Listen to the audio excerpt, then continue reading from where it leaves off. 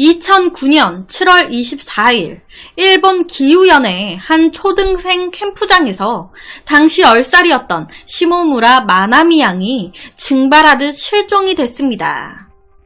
이 마나미 양이 다니는 이 초등학교에서는 전날인 7월 23일부터 약 3일간의 일정으로 마나미 양과 동급생 85명, 그리고 교장, 교사들까지 해서 숙박으로 이 캠프 장소에 방문을 했습니다.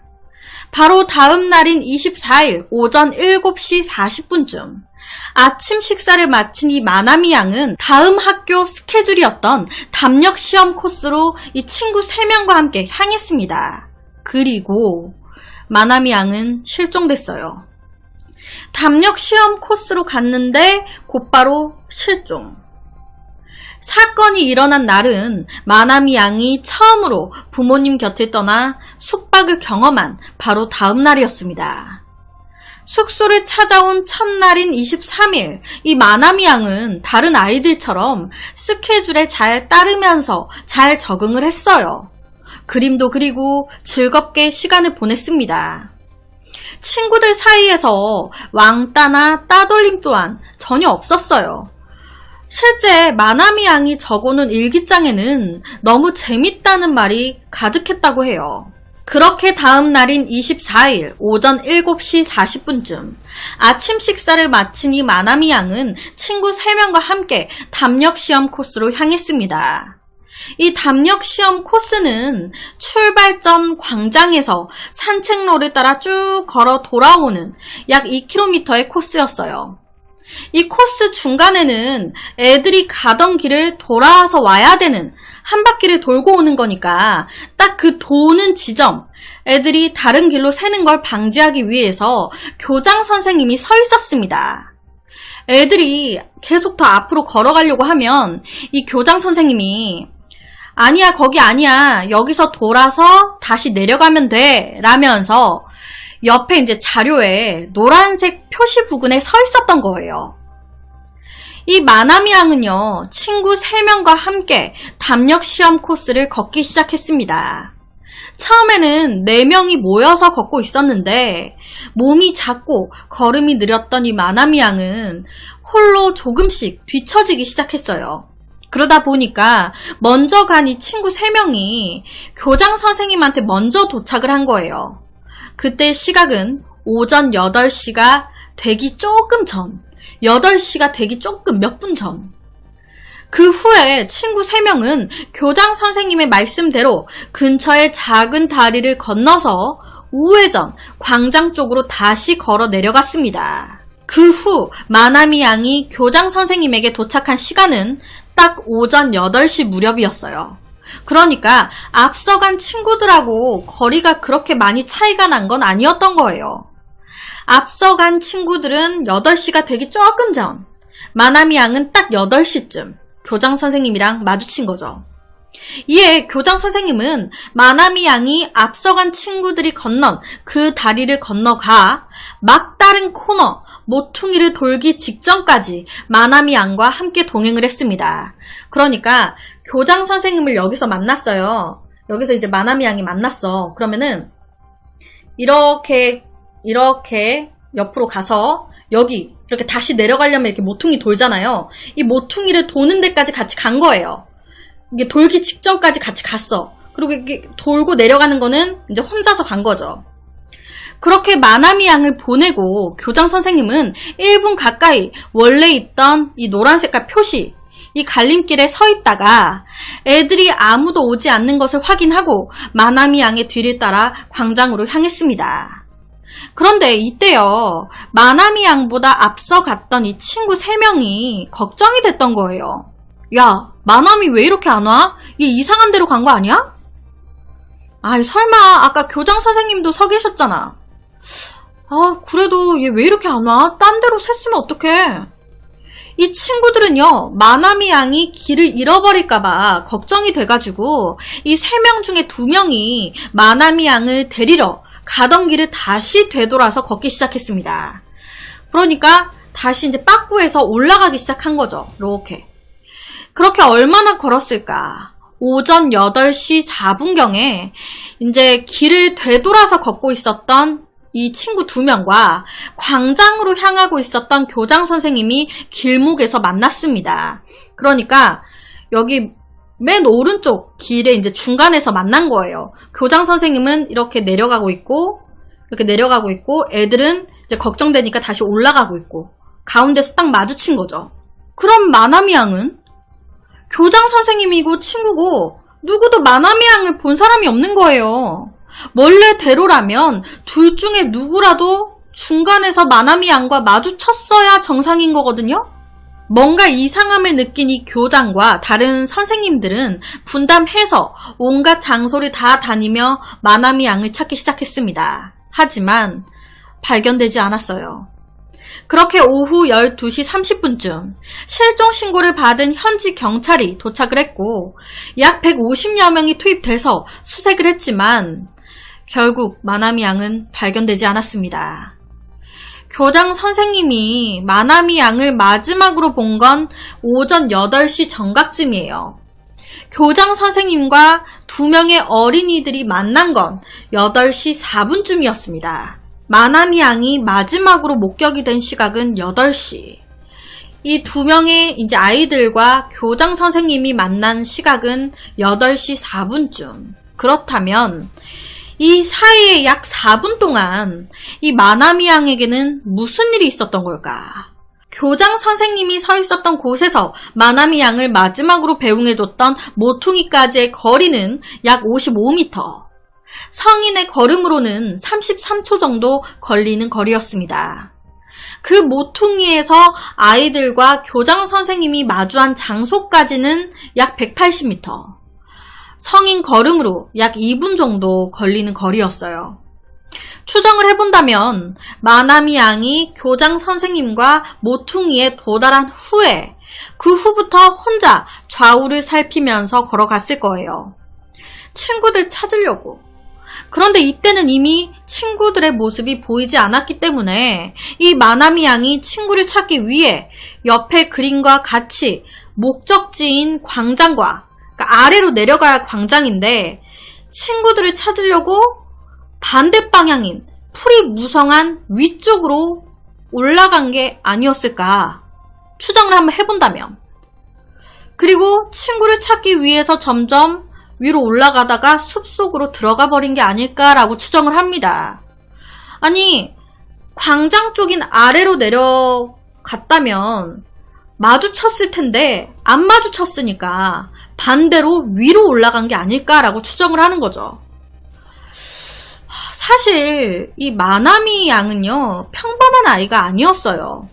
다운 증후군이 있는 아이였습니다. 마나미 양의 어머니 말에 따르면 이 마나미 양은 단 한 번도 길을 잃거나 미아가 된 적이 없었다고 해요. 기본적으로 겁이 많았기 때문에 반드시 어머니 또는 언니가 붙어 있었다고 하고요. 이 두 사람 없이는 혼자서 어디론가 가버리거나 하는 성격이 전혀 아니라고. 이 마나미 양의 어머니 역시도 아무래도 딸이 잘못 길을 들어서 풀이 무성한 방향으로 가버린 게 아닐까라고 생각을 했습니다. 하지만 이 경찰이 실종 당일 반경 4km를 수색하고 했지만 마나미 양 발견되지 않았고 10년이 더 흐른 현재까지도 이 마나미 양 흔적조차 발견되지 않고 있거든요. 이건 뭘 말하고 있는 걸까? 이 다운 증후군의 사람들은요, 하나의 생각에 딱 꽂히면 그 생각에만 집중되어 버리는 경향이 있다고 합니다. 그러니까 이때 마나미 양 역시도 친구를 찾아야 된다라는 그 생각만으로 막 이리저리 헤매고 있었던 건 아니었을까. 그러다 보니 못 찾고 있는 게 아닐까. 하지만 그렇다고 해도 좀 뭔가 찜찜하긴 하죠. 길을 잃고 헤맸다면 이렇게 오랫동안 발견 안 되는 것도 좀 이상하고 자기 집이나 자기 이름 혹은 경찰서 같은 데는 못 가나? 길을 잃어버렸다고 해도 다시 가족의 품으로 돌아올 확률 높을 것 같은데. 사실 지금 세계에서 다운 증후군 아이가 납치되는 악성 사건이 많이 발생을 하고 있다고 해요. 그렇다 보니까 이 마나미 양의 경우에도 누군가에게 납치됐을 가능성 또한 충분히 있습니다. 이 다운 증후군의 아이는요, 솔직하고 되게 현혹되기 쉽기 때문에, 되게 순수하기 때문에 모르는 사람도 바로 인간관계를 쌓아버리는 일이 있다고 해요. 그러니까 모르는 사람이 애야, 나 좀 도와줘, 나랑 같이 가자, 막 이런 식으로 얘기를 하면 진짜 도와주려고 그냥 선뜻 따라 나서는 거예요. 그런 경우가 이제 되게 많다는 거죠. 일본의 전문가들은 마나미 양의 상황을 모두 알고 있었던 누군가가 마나미 양을 납치한 것 같다라고 결론 지었습니다. 마나미 양을 마지막으로 목격한 사람은 교장 선생님이에요. 이 교장 선생님의 말에 따르면 마나미 양은 3명의 친구들보다 약 2분 정도 늦게 교장 선생님에게 겨우 도착을 했습니다. 앞서 말씀드렸듯이 이 교장 선생님이 마나미 양을 마지막으로 배웅해줬던 그 모퉁이까지의 거리는 약 55m, 성인의 걸음으로 33초 정도 걸리는 거리였어요. 그 모퉁이에서 아이들과 교장 선생님이 마주한 장소까지는 약 180m, 성인 걸음으로 2분 정도 걸리는 거리. 아이의 걷는 속도를 성인의 절반이라고 가정을 한다면 이 마나미 양과 3명의 친구는 약 90m 정도 떨어져 있었다고 추측할 수가 있어요. 만약에 이 범인이 혼자서 걷고 있는 이 마나미 양을 어디선가 봤다면 납치 가능성 충분히 있습니다. 사람 하나, 어린아이 1명 납치하는 건 눈 깜짝할 새에 벌어지니까.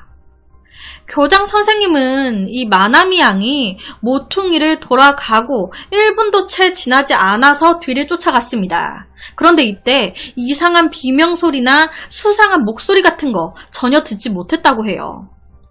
사실 이 문제의 산책로 자체는요, 전망은 좋았어요. 하지만 곳곳에 이 마나미 양의 키 높이만큼 지금 보여드리는 옆에 풀이 되게 많이 우거져 있었기 때문에 설사 이 납치범이 교장 선생님이 있었던 현장에 같이 있었다고 해도 이 풀숲 속에 앉아버리면 전혀 보이지 않았습니다. 교장 선생님은 다운 증후군이 있었던 마나미 양을 마지막까지 같이 동행을 해줬어야 됐는데 좀 그렇게 하지 않았다고, 그렇게 못했다고 이제 굉장히 후회를 했다고 하더라고요. 전문가들은 납치 가능성이 높다고 판단을 하고 있는데 단서는 전혀 나오지 않고, 그러다 보니 믿져야 본전식으로 일본은 외국에서 특수 능력을 가진 데이브 캠벨이라는 사람을 불렀습니다. 캠벨이라는 이 사람, 투시 능력으로, 그러니까 초능력으로 그동안 많은 실종 사건을 해결한 사람이었어요. 이 캠벨의 말에 따르면 이 사건은 계획적인 범행으로 범인은 1명이다. 범인은 이곳에 아이들이 있는 것을 알고 있었고 구체적으로 범행 계획을 세웠다.